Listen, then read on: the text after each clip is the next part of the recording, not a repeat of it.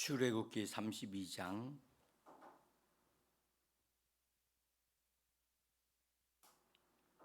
7절로부터 14절에 있는 말씀까지 우리 같이 읽겠습니다.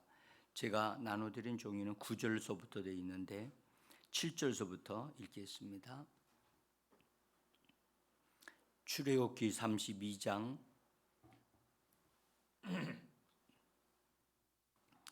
7절로부터 읽습니다. 여호와께서 모세에게 이르시되 너는 내려가라. 네가 애굽 땅에서 인도하여 낸 네 백성이 부패하였도다. 그들이 내가 그들에게 명령한 길을 속히 떠나 자기를 위하여 송아지를 부어 만들고 그것을 예배하며 그것에게 제물을 드리며 말하기를 이스라엘아 이는 너희를 애굽 땅에서 인도하여 낸 너희 신이라 하였도다.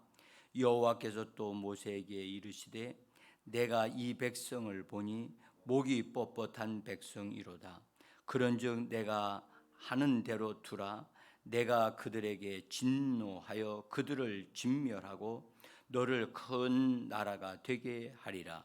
모세가 그의 하나님 여호와께 구하여 이르되 여호와여 어찌하여 그 큰 권능과 강한 손으로 애굽 땅에서 인도하여 내신 주의 백성에게 진노하시나이까. 어찌하여 애굽 사람들이 이르기를 여호와가 자기의 백성을 산에서 죽이고 지면에서 진멸하려는 악한 의도로 인도하여 내었다고 말하게 하시려 하나이까. 주의 맹렬한 노를 그치시고 뜻을 돌이키사 주의 백성에게 이 화를 내리지 마옵소서. 주의 종 아브라함과 이삭과 이스라엘을 기억하소서. 주께서 그들을 위하여 주를 가리켜 맹세하여 이르시기를 내가 너희의 자손을 하늘의 별처럼 많게 하고 내가 허락한 이 온 땅을 너희의 자손에게 주어 영원한 기업이 되게 하리라 하셨나이다. 여호와께서 뜻을 돌이키사 말씀하신 화를 그 백성에게 내리지 아니하시니라. 아멘. 주 예수의 이름으로 새벽을 깨우고 새벽 예배로 나오신 귀한 성도님들, 또한 가정에서 뜻을 정하여 새벽에 일어나서 특별한 장소에 나가서 하나님 앞에 기도하시는 사랑하는 성도님들, 또한 외국에서 방송을 통하여 이 새벽 예배에 동참하시는 사랑하는 성도님들, 모든 분들에게 하나님이 예비하신 신령한 은혜가 성령과 말씀으로 풍성하게 공급되어져 이 시간에도 세상을 이기고 악한 영들을 이기고 오늘 하루를 예수의 이름으로 승리하는 귀한 은혜와 축복이 예수의 이름으로 임하기를 간절히 축복합니다. 오늘은 지난번에 제가 중보기도에 대하여 말씀을 드리다가 다 드리지 못한 부분들이 있어서 그것을 좀 다시 한번 기억나게 해드리면서 중보기도에 대한 모세의 중보기도에 대한 부분을 같이 보려고 합니다. 중보기도하는 것은 어린아이들에게 중보기도를 시킬 수는 없습니다.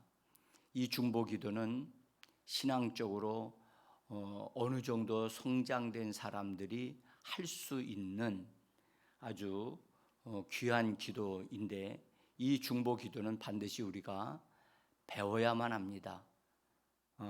이 중보한다는 말은 하나님과 어떤 사람이나 어떤 일을 놓고 그 사이에서 하나님 앞에서 그것이 이루어지도록 하는 것이 중보기도입니다. 그래서 틈 사이에 끼어서 하나님께서 응답하시도록 할 수 있는 그런 기도이기 때문에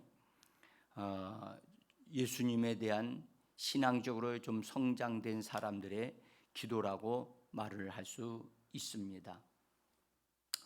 어, 오늘 여기 모세의 이 중보 기도는 하나님께서 이스라엘 백성들을 애굽에서 건져내셔서 시내산 앞에까지 인도해 오셨습니다.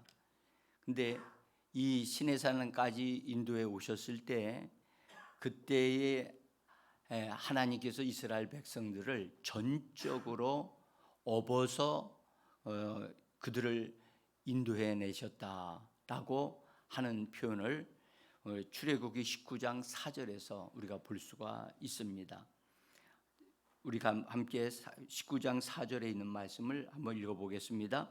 내가 애굽 사람에게 어떻게 행하였음과 내가 어떻게 독수리 날개로 너희를 업어 내게로 인도하였음을 너희가 보았느니라.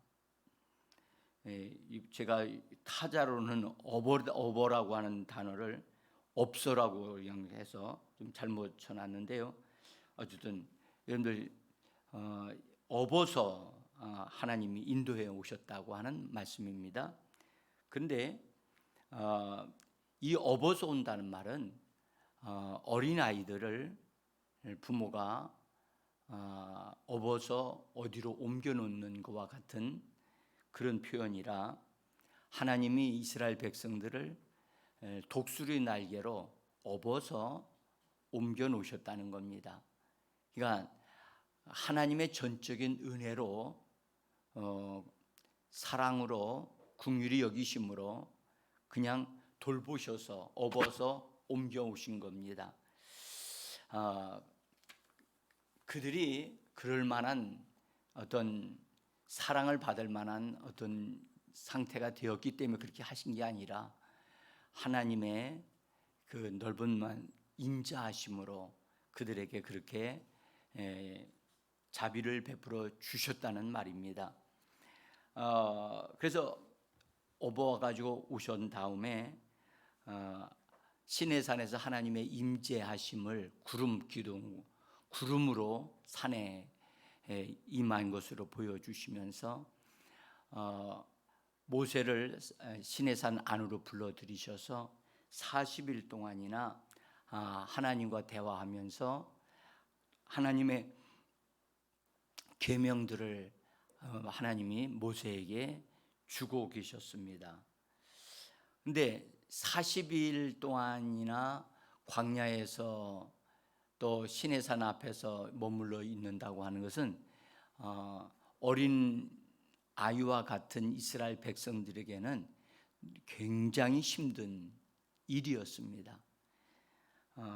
어린이들의 특징인 중에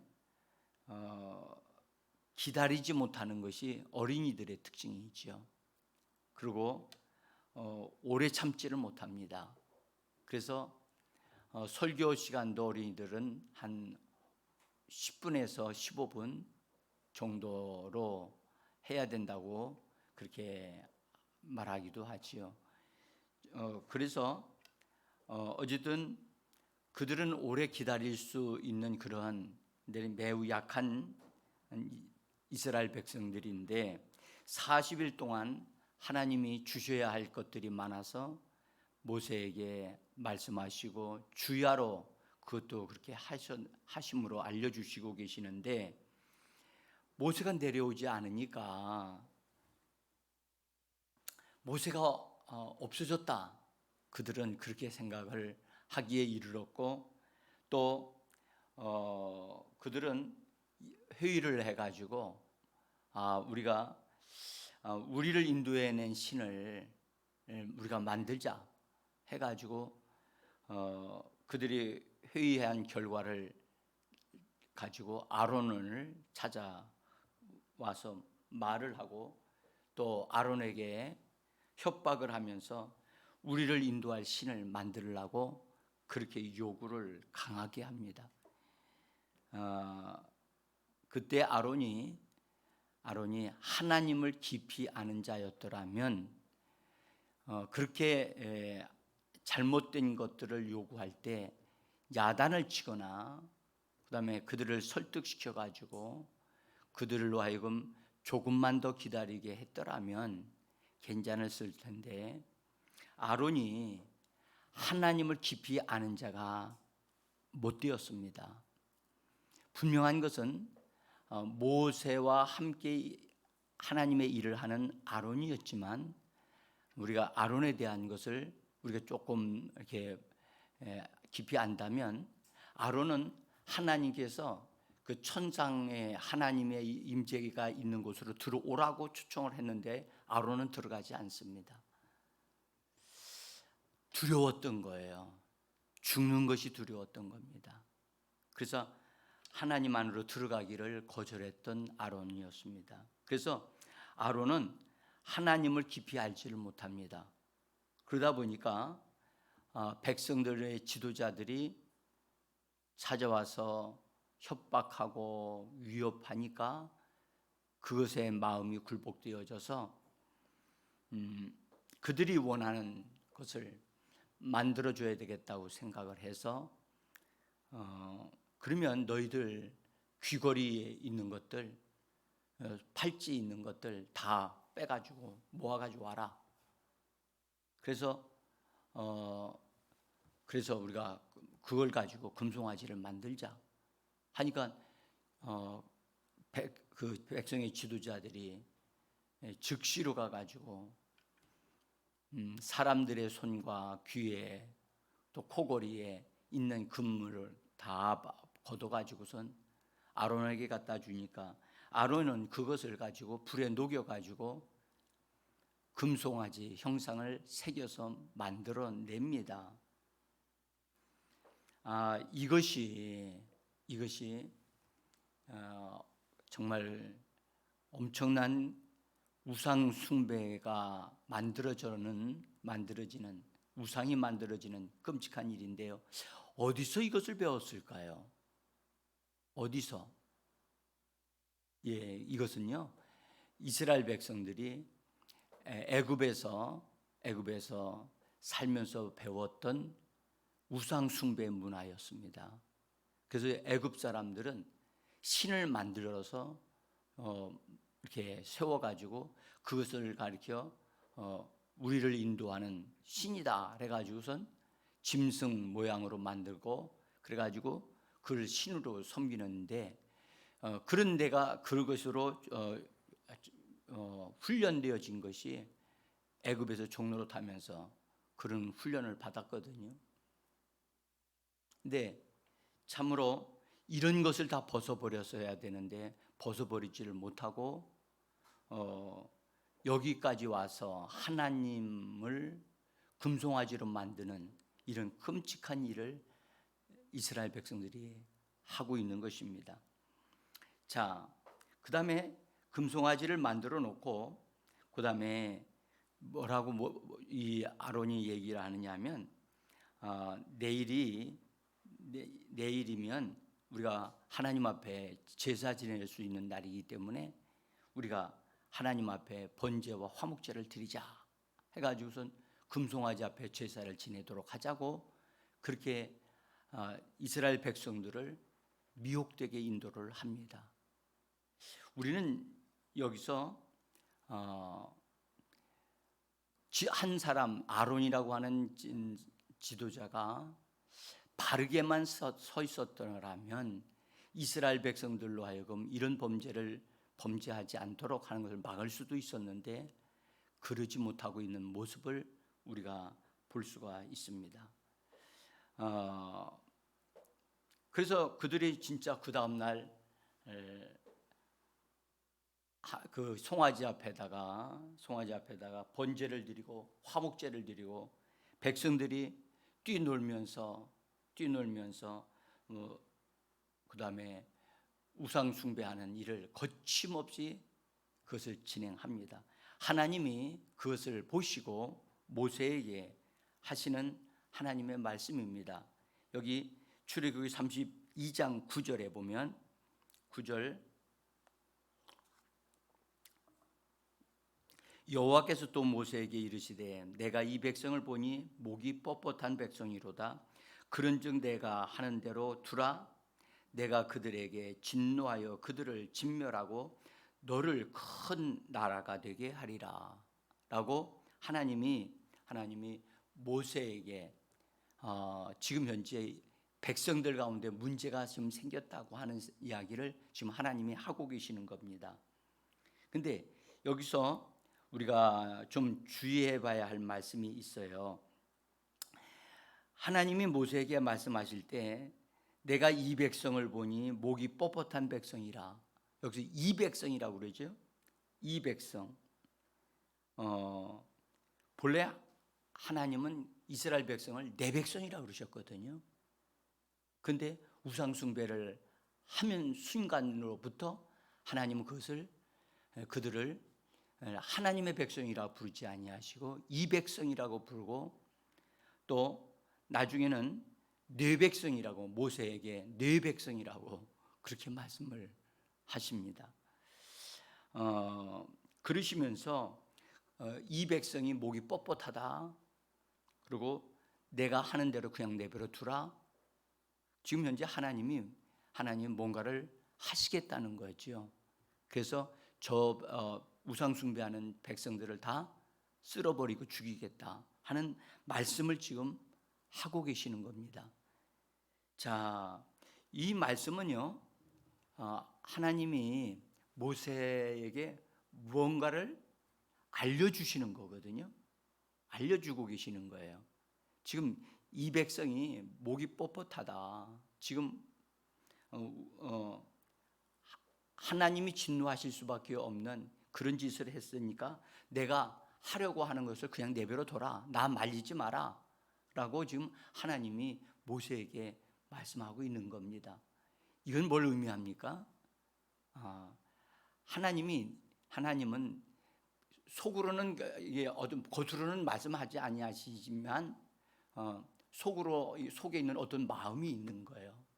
그러니까 모세, 네가 나를 진정시켜 줘라.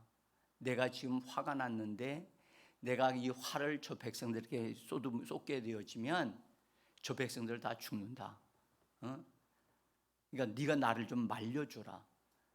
그런 숨어 있는 의도가 들어있단 말이죠. 모세는 그것을 만질 줄 아는 사람이었어요. 그래서 모세가 이 하나님의 마음을 만지면서 지금 하나님께서 지금 화가 나셨는데 백성들이 잘못을 했는데 이걸 놓고 하나님은 나에게 네가 할 수 있는 것을 좀 해라 라고 지금 요청하고 계시는구나 라는 사실을 알게 되어진 것입니다. 그래서 모세가 하나님 앞에 서서 하나님을 진정시켜 드리는 기도를 해냅니다. 이를 가리켜 모세의 중보 기도라고 그렇게 이야기를 합니다. 그래서 모세가 이런 중보 기도를 크게 2번을 하는데 오늘 우리가 첫 번째 그것을 보고 있는 것입니다. 자, 그런데 모세가 어떻게 기도했는가를 우리가 좀 살펴볼 필요가 있습니다. 거기 보시면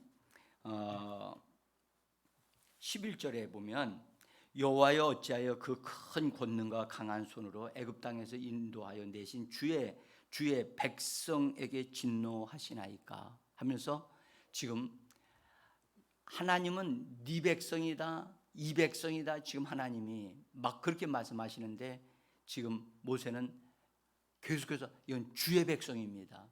주님이 선택하신 백성이고 주님이 인도해 내신 주님의 백성입니다. 이것을 강조하고 있습니다. 그래서 하나님의 선택하심에는 후회하심이 없는데 하나님이 선택하신 주의 백성입니다. 저들이 잘못했다 할지라도 주님의 백성임을 기억해 달라고 하는 그런 탄원하는 것이 아마 여기에 들어 있다고 볼 수가 있어요. 그래서 그러면서 또 이렇게 말씀합니다. 애굽 사람들이 이르기를 여호와가 자기 백성을 산에서 죽이고 지면에서 진멸하려는 악한 의도로 인도해 내었다고 말하게 하시려 하나이까.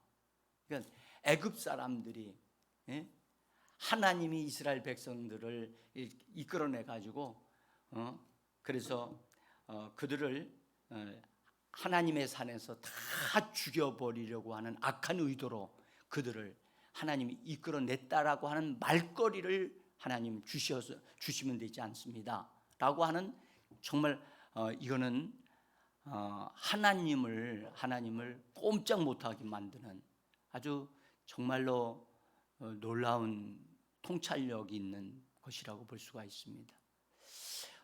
정말 그렇습니다. 여러분들, 하나님은 악한 의도로 일을 하시는 분이 아니시거든요. 근데 만약에 지금 이스라엘 백성들이 우상 숭배했다고 해서 막 다 쓸어버리고 다 죽여버린다면 애굽 사람들이 오해를 해가지고 하나님은 악한 의도로 백성들을 끌어내셔가지고 이 산에서 다 죽였다라고 한다면 하나님은 악하신 하나님으로 소문이 나지 않겠느냐. 그러니까 하나님을 진노하지 못하시도록 하는 기가 막힌 말씀을 말해냈다는 사실입니다. 정말 이런 부분이, 이걸 모세가 이런 부분들을 만질 수 있었다는 것 참 놀라운 일이라고 생각을 합니다. 그러면서 또 이런 이야기합니다. 주의 종 아브람과 이삭과 이스라엘에게 언약하신 것을 기억해 주세요. 기억해 달라고. 그러면서 주께서 친히 그들을 위해서 친히 맹세하시면서 약속하신 것을 기억하여 주셔야 한다라고 하면서 내가 너희의 자손들에게 이 땅을 기업으로 줄 것이다라고 언약하신 것을, 맹세하여 그렇게 주신 것을 기억하셔야만 합니다. 그러니까 이 말씀 한 가지만 딱 갖다 대도 하나님은 정말 꼼짝 못 하시거든요. 옳다, 네 말이 맞다. 내가 아브라함과 이삭과 야곱에게 맹세했지. 자손들에게 영원한 기업으로 주겠다고. 그러니까 하나님 자신을 가리켜 맹세한 것을 하나님은 스스로 그것을 취소시킬 수 없거든요. 그래서 하나님께서 모세의 이 기가 막힌 기도를 들으시고요, 하나님이 화를 내리지 아니하셨다는 겁니다. 여러분, 하나님은 진노 중에라도 은혜를 베푸시는 하나님이십니다. 정말 오늘 우리가 이 나라를 위해서 기도하고 또 이 백성을 위해서 기도하고 하나님 뜻대로 이 나라가 운영되지 않는 어떤 것들이 있다 할지라도 교회 성도들만큼은 하나님 앞에 정말로 이렇게 모세와 같이 하나님 앞에서 은혜를 구하고 돌보심을 구하는 그런 성도들과 그런 교회가 세워져야 할 줄 믿습니다. 저는 이렇게 생각했어요. 지금 여러분들 날이면 날마다 세계가 너무 시끄러워요. 그렇죠? 큰 어려운 일들이 막 일어나고 있어요. 그래서 제가 그런 생각을 해봐요. 그래도 올해 아직은 여름은 다 안 갔지만 그래도 하나님이 우리나라에 긍휼을 베풀고 계시다고 저는 그렇게 믿고 싶어요. 네? 여러분들 지금 현재 올해 태풍이 전면적으로 다 들어와서 우리나라 큰 피해가 난 적은 하나도 없잖아요. 그렇죠? 그래도 하나님은 이 땅에 세워진 교회들, 성도들이 하나님을 향하여 기도하고 있기 때문에 하나님께서 이 나라에 그래도 이 어려운 때에 하나님이 그래도 돌보고 계신다. 그리고 지난번에 폭우가 막 쏟아져서 어려움이 있었지만, 그러나 여러분들 지금 현재 세계적으로 일어나는 일들을 보면 결코 막 재앙이 많이 막 쏟아지고 있는 그런 상황은 아닌 것 같이 느껴집니다. 어쨌든 우리 그리스도인들이 이때가 기도할 때인 줄 믿습니다. 지금 이제 추석을 앞에 두고 있는데 이때에도 여러분들 다 익은 과일들 이거 다 준비하고 있는 중인데 이때도 어려운 일이 생기면 안 되지 않습니까?